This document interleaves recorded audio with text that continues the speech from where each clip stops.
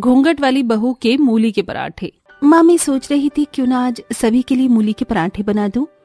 ये क्या बहू, अभी 2 दिन पहले ही तो तुमने हमें मूली के पराठे खाए थे, आज फिर से? माँ जी, सर्दी के मौसम में तो मैं रोजाना भी मूली के पराठे बना और खा सकती हूँ, और फिर मूली के पराठों का मौसम तो अभी अभी भी शुरू ही हुआ है, तो क्या हुआ अगर हम जल्दी जल्दी भी इन्हें बना ले तो?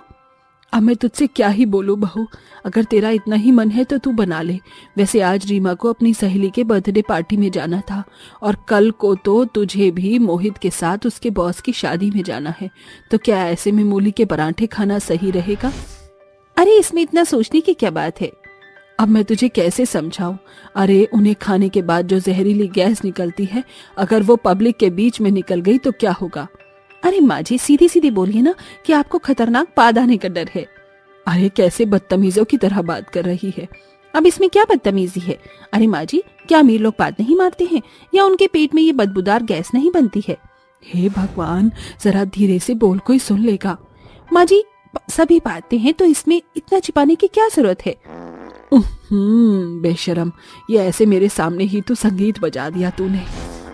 कितना आराम मिला। लगता है कि मूली के पराठे अब तक असर कर रहे हैं। हे भगवान, अब तुझे कौन समझाए? अब आप मुझे बाद में समझाना, मैं तो चली सभी के लिए मूली के पराठे बनाने। अनन्या सभी के लिए जाकर मूली के पराठे बनाने लगी। अरे सर्दी में अगर मूली के पराठे न खाए तो क्या खाया? ना जाने माँ जी को इन्हें खाने में क्या होता है। जब ये गैस मेरे शरीर से बाहर आती है मुझे बड़ा मजा आता है। अनन्या ऐसे ही पादते हुए खाना बना रही थी। मूली के पराठों का हिसाब बढ़िया है, आगे से खाओ पीछे से निकालो। क्या निकालो भाभी जी? अरे तुम कलेजे से आ गई ना नंद जी। वो कलेजा नहीं होता है भाभी, कॉलेज होता है। वैसे आज क्या बन रहा है? गर्मा गर्म मूली के पराठे खाने हैं? नहीं भाभी, परसों यही पराठे खाने की वजह से मैंने बहुत जगह अपनी इज्जत को जाने से रोका था, वरना वो जहरीली गैस बस पब्लिक के बीच में छूटने ही वाली थी। मैं आज फिर से ये खाने की गलती नहीं करूंगी। ये भी कोई बात हुई? बेकार की बातों की तुम ऐसी चिंता क्यों करती हो भाभी? अरे ये लो, ज्यादा नहीं, बस एक खा लो। अनन्या ने जबरदस्ती रीमा को पराठा दे दिया। अब सीजन के मूली के पराठे होते ही ऐसे हैं कि कोई भी खाने से इनकार नहीं कर पाता। इसी तरह से रीमा ने भी मूली के पराठे को खा लिया और शाम को वो अपनी सहेली के बर्थडे में चली गई। अरे नहीं, गैस! क्या हुआ रीमा, हमारे साथ आकर डांस करो ना। हाँ यार, अरे नहीं, अगर डांस किया तो कहीं दुर्घटना ना हो जाए। भाभी जी, आज आपने मुझे क्यों खिला दिया? आ भी रीमा, आजा। हाँ। रीमा उठकर अपने दोस्तों के पास चली गई और हल्के हल्के से म्यूजिक पर अपने पाँव हिलाने लगी। रीमा, सॉरी दोस्तों, मुझे जरा थोड़ा सा काम है, मैं आज ज्यादा देर तक नहीं रोक पाऊंगी। बाय। ऐसे बोलकर रीमा जल्दी से अपना बैग उठाकर वहाँ से भाग आई। उसका मन तो नहीं था, लेकिन जहरीली गैस कहीं दोस्तों के बीच न छूट जाए, बस इसीलिए रीमा वहाँ से आ गई थी। आज तो भाभी जी ने मेरा पूरा दिन खराब करवा दिया। रीमा गुस्से में अपने घर चली गई।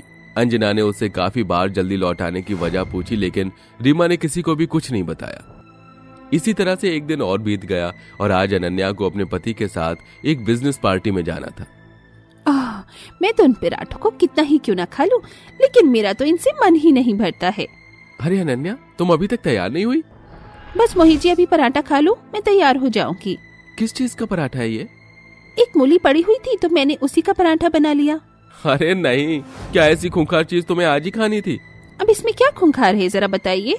कुछ नहीं, बस अब तुमने इसे खा ही लिया है तो जरा गैस वगैरह का ध्यान रखना। और हाँ अनन्या, क्या आज भी तुम इस घूंघट में ही वहाँ जाओगी? हाय मोहित जी, प्राण जाए पर घूंघट न जाए। ना बाबा ना, मैं इस घूंघट को नहीं हटाऊंगी। बात को समझो अनन्या, ये कोई गांव देहात नहीं है जो तुम घूंघट में चली जाओ और कोई तुम्हारे ऊपर ध्यान न दे। तो फिर रहने दीजिए, हम जा ही नहीं रहे हैं। वैसे भी अगर घूंघट करने से ऐसी जगहों पर इज्जत कम हो जाती है तो हम बेइज्जत ही अच्छे हैं। अच्छा बाबा, अब गुस्सा मत करो, चलो तुम्हें जैसे भी चलना हो चलो। अनन्या ने घूंघट करके नई साड़ी को पहन लिया और वो मोहित के साथ चली गई। कुछ ही देर में वो दोनों एक आलीशान पार्टी में चले गए। आओ अनन्या, आज मैं तुम्हें अपने बॉस की वाइफ से मिलवाता हूँ। तुम यहाँ पर तो घूंघट उठा ही सकती हो ना? चलो छोड़ो। Sir, meet my wife Ananya. Hello. Hello hello, miss Ananya, मैं आपके पति के बॉस की पत्नी हूँ। अच्छा।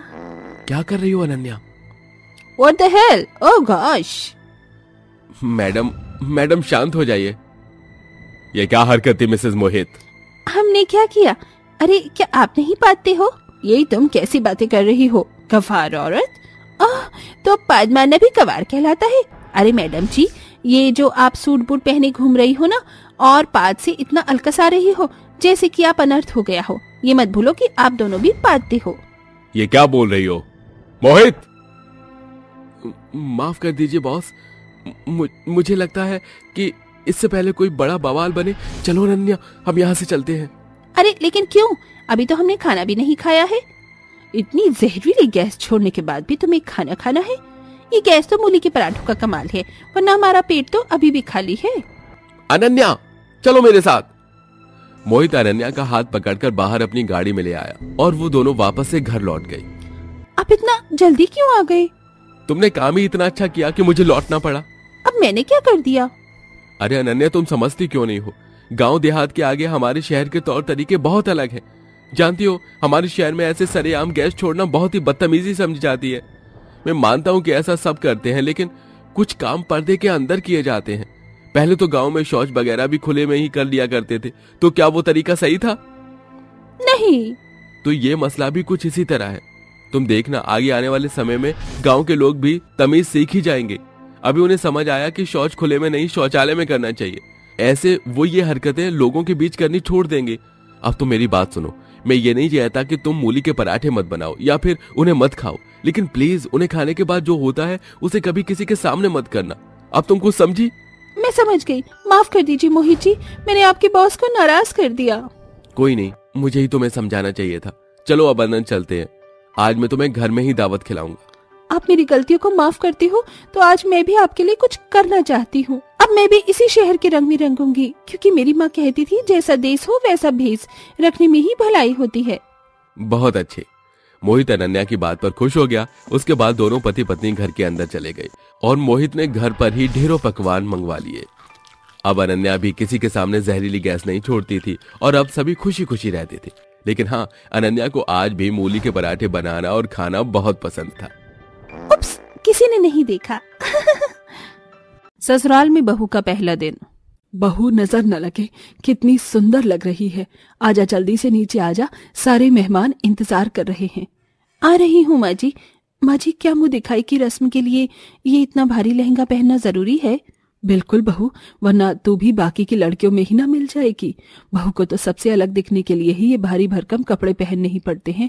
वैसे बहू, अब जल्दी से नीचे आजा, वरना सभी मेहमान चले जाएंगे। कमलावती अपनी बहू को शादी करके लाने के थोड़ी देर बाद ही उसे शादी के जोड़े में ही मुंह दिखाई की रस्म के लिए ले आई। अरे हटो हटो, मेरी बहू रानी को जगह दो। अरे अरे, सास बनते ही तू तो पूरी अपनी बहू के ही रंग में रंग गई। रंगना पड़ता है बहन, अब बहू भी तो आखिर मेरी ही है। चलो अब हट भी जाओ, मुझे मेरी बहू की मुंह दिखाई की रस्म करनी है। कमलावती ने अपनी बहू को सोफे पर बैठा दिया और एक एक करके औरतें उसकी मुंह दिखाई की रस्म करने लगी। अरे इस जोड़ी में तो मुझे बड़ी ही गर्मी लग रही है। मन कर रहा है कि यहाँ से उठकर भाग जाऊं, लेकिन ऐसा करना नामुमकिन है। ऊपर से ये सभी मुझे मिठाई पर मिठाई खिलाए जा रहे हैं। मेरा तो सारा गला ही चिपक गया है। अरे बहू, ले थोड़ा सा पानी पी ले। इतनी सारी मिठाई खा खा कर पूरा हलक भी चिपक सा जाता है। मेरी सास कितनी अच्छी हैं, उन्हें मेरी कितनी परवाह है। अब बस जल्दी से ये सारी रस्में खत्म हो और मैं आराम से जाकर अपने कमरे में आराम करूं। लेकिन अभी तो कल का दिन भी बाकी है। कल तो मेरी ससुराल में पहला दिन होगा। भगवान, बस अब तू ही मुझे हिम्मत देना। अदिति मन ही मन अपने कल के ससुराल में पहले दिन के बारे में सोच सोच कर परेशान थी, क्योंकि उसे तो शादी के दिन को ही रस्मों ने थका दिया था। ऐसे ही किसी तरह अदिति की शादी का दिन तो बीत गया और आज अदिति का ससुराल में पहला दिन था। ओहो, ये अलार्म! इतनी जल्दी ये सुबह क्यों हो गई? मैं अभी भी थकी हुई हूँ। अरे अदिति, तुम उठ गई? आप पहले ही उठ गए थे? हाँ, सभी मेहमान आए हुए हैं तो मेरी आंख खुल गई। तुम नहा धोकर आ जाना, तब तक मैं मेहमानों को देख लेता हूँ। विहान नीचे चला गया और अदिति भी ताजे ताजे पानी से नहाकर आ गई। नहाने से मेरी थोड़ी थकान तो मिट ही गई है। बहू उठ गई? जी बुआ जी, नमस्ते। नमस्ते बहू, मैं तेरे कपड़े और गहने लेकर आ गई हूँ, जल्दी से तैयार होकर नीचे आ जा। जी। अरुंधति अदिति को भारी भरकम लहंगा चोली देकर चली गई, जिसे पहनकर और 16 श्रृंगार करके अदिति नीचे आ गई। लो, आ गई मेरी बहू भी। बहू, तुझे नींद वींद तो सही से आ गई ना? हाँ आ गई। अब नहीं भी आई होगी तो क्या फर्क पड़ता है। अब बहू आ गई है तो चलिए सभी ट्रंक खुलाई की रस्म कर लेते हैं। वैसे भी इस वक्त पास दूर के सभी मेहमान भी मौजूद हैं, तो जिसको जो अच्छा लगेगा वो वही ले लेगा। जी, अरे जिसको जो भी चाहिए जल्दी जल्दी से ले लो और फिर मुझे भी इन भारी कपड़ों और रस्मों से छुटकारा दो। बहू जा, अपना ट्रंक तू खुद ही ले आ। हाँ भाभी, जरा जल्दी से ले आइए, मेरा तो अब इंतजार करना भी मुश्किल हो रहा है। अरे माँ छोटी, तुम सभी इतना भारी संदूक लाने को अदिति को क्यों बोल रही हो? मैं हूं ना, मैं ले आऊंगा। हाँ, कम से कम मेरे पति तो मेरी हालत को समझते हैं। माँ भाभी के मन में ना जाने क्या क्या चल रहा होगा। बेचारी भाभी अभी नई नवेली बहू है ना, बस इसीलिए कुछ बोल नहीं रही है। पूजा ऐसे बोलकर अपनी भाभी को छेड़ने लगी। कुछ देर बाद विहान संदूक को उठाकर ले आया और जिस जिस मेहमान को जो जो भी अच्छा लगा उसने उस संदूक से वो निकाल लिया। भाभी जी, मुझे तो आपके संदूक से ये वाला हार बहुत ही अच्छा लग रहा है, मुझे ये चाहिए। जो भी मन में हो वो ले ले छोटी, तेरी भाभी जी का दिल बहुत बड़ा है। अच्छा चलो, अब बस बहुत हुआ। मेरी बहू के सामान में से बीना बीनी करना। बहू, अब तेरी पहली रसोई की रस्म का टाइम है, जा अच्छा सा मीठा बना ले। जी भाभी, मेरा मन तो खीर का है, तो आज आप वही बनाना। अदिति अपनी नंद की फरमाइश सुनकर रसोई में खीर बनाने आ गई। पहले जब मैं ये अपने घर में नई बहुओं की पहली रसोई करती देखती थी तो मुझे लगता था कि ये बड़ा ही मजेदार काम है, लेकिन शादी तो सच में बड़ा ही थका देने वाला काम है। ऊपर से ये गर्मी और भारी गहने। मेरे माँ बाप मेरी शादी ठंडे मौसम में नहीं करवा सकते थे क्या? अभी मेवा कहाँ रखा है और खीर के चावल। उफ। अदिति एक हाथ से अपने लहंगे को संभालती हुई खीर बनाने का सामान ढूंढ रही थी। बेचारी बहुत ज्यादा थकी हुई थी, जिसकी वजह से उसे कुछ भी करना अच्छा नहीं लग रहा था। आखिर ये बन ही गई। अब सभी को इसे प्यालियों में सर्व करके आती हूँ। अदिति ने खीर को प्यालियों में निकालकर सभी मेहमानों को सर्व कर दिया। उसकी ये थकान वाली शक्ल विहान को साफ साफ दिखाई दे रही थी। वो सभी को खीर परोसकर वहीं पर बैठ गई कि तभी उसे विहान ने इशारे से बुलाया। ये विहान जी क्या बोल रहे हैं? अदिति इधर आओ। विहान के इशारे पर अदिति जल्दी से उठकर चली गई और विहान उसे कमरे में ले गया। जी बोलिए, आपने मुझे क्यों बुला लिया? नीचे सब क्या सोचेंगे? छोड़ो सभी की फिक्र, तुम इधर आकर बैठो। जी। ये लो, आकर हो। सभी की सेवा करते करते तुम अपने बारे में भूल गई थी, क्यों, है ना? लेकिन मुझे तुम्हारी फिक्र है। चलो अब जल्दी से ये खा लो। आपको याद था कि मैंने कुछ नहीं खाया है? मुझे सिर्फ यही याद था। इतनी गर्मी में मेरी प्यारी पत्नी सभी की सेवा कर रही है, तो कोई उसका भी तो ध्यान रखने वाला कोई होना चाहिए ना। अब जल्दी से इसे खा लो। और हाँ, मैं तुमसे एक बात और कहना चाहूंगा। बोलिए। अदिति, इन दिनों को एंजॉय करो। जब तुम इन्हें एंजॉय करोगी तो तुम्हें थकान कम महसूस होगी, और ये दिन बार बार थोड़ी ही आते हैं। इसलिए इन दिनों में थोड़ी सी थकान है, झेल लो।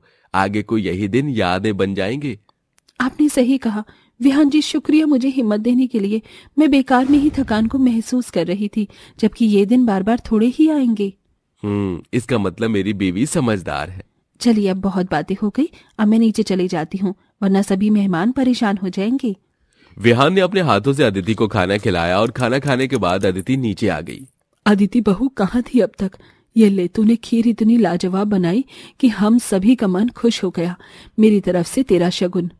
शुक्रिया माँ जी। बहू, सच में तूने बहुत ही अच्छी खीर बनाई थी।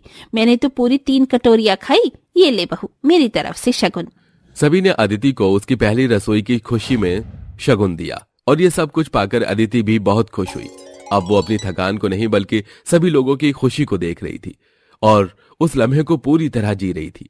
शादी के बाद ससुराल का पहला दिन किसी भी लड़की के लिए आसान नहीं होता, लेकिन अगर एक अच्छा पति मिल जाए तो हर दिन खूबसूरत हो जाता है।